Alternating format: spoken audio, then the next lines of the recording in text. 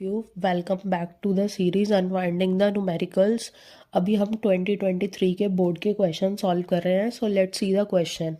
ये जो क्वेश्चन है वैसे तो न्यूमेरिकल है, बट ये हमें एमसीक्यू में पूछा गया है क्वेश्चन।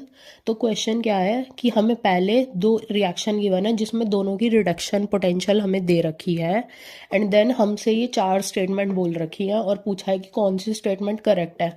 अगर हम इन स्टेटमेंट को ध्यान से देखें तो सबसे पहले हमसे यही पूछ रखा है कि कौन इनमें से ऑक्सीडेशन में जा रहा है और कौन रिडक्शन में जा रहा है। तो जब हमें दोनों ही रिडक्शन पोटेंशियल की वैल्यू गिवन है तो हम कैसे पता लगाएंगे कि कौन रिडक्शन में है कौन ऑक्सीडेशन में है। तो हमें क्या बात ध्यान रखनी है कि जितनी ज़्यादा रिडक्शन पोटेंशियल की वैल्यू होगी उतना जल्दी कोई भी मेटल रिडक्शन में जाएगा या उसकी रिडक्शन की पावर हाई होगी।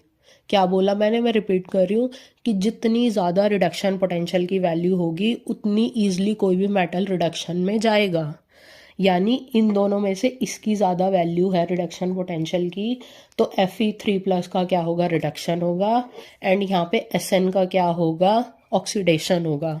तो अब मैं ऑक्सीडेशन हाफ की रिएक्शन लिखूं तो 0 से +2 जा रहा है, एंड देन Fe कहाँ जा रहा है, +3 से +2 जा रहा है। लेकिन यहाँ पे 2 इलेक्ट्रॉन का चेंज है, यहाँ पे 1 इलेक्ट्रॉन का चेंज है। तो हम इस इक्वेशन को 2 से मल्टीप्लाई कर देंगे ताकि ओवरऑल इलेक्ट्रॉन्स बैलेंस हो जाए और n की वैल्यू हो जाएगी यहाँ पे 2।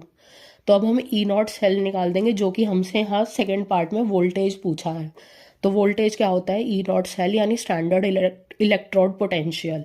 तो E0 cathode minus E0 anode. Cathode क्या, जो रिडक्शन में जा रहा है, यानी रिडक्शन में कौन जा रहा है, Fe3+, एंड एनोड मतलब ऑक्सीडेशन, ऑक्सीडेशन में कौन जा रहा है, Sn।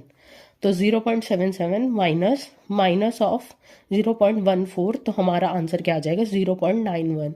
तो करेक्ट ऑप्शन क्या होगा, बी, कि जो Sn है वो ऑक्सीडेशन में जा रहा है एंड उस ओवरऑल सेल की वोल्टेज यानी E0 की वैल्यू क्या है, 0.91 वोल्ट्स।